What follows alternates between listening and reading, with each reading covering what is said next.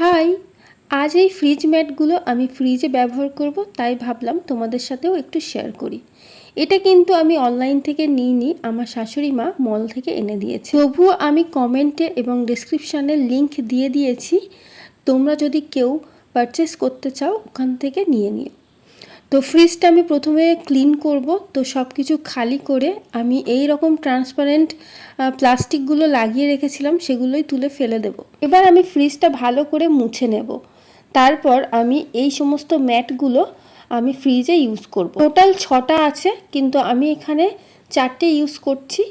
আর ডিপের জন্য 2টো আছে, যেটা আমি রেখে দিয়েছি, কারণ ডিপটা এখন ফুল আছে, ওখানে এখন হাত দেওয়া যাবে না। এবার আমি সমস্ত কিছু অ্যারেঞ্জ করে রেখে দিয়েছি। আমার পরিষ্কার করা হয়ে গেছে ফ্রিজটা। এবার অনেকটা কষ্ট হয়ে গেছে, তাই ডিটক্স ওয়াটার খেয়ে আমি আর আমার হাজব্যান্ড দুজন মিলে এবার কুলার পরিষ্কার করতে লাগলাম। ওকে, আজ এই পর্যন্ত, বাই।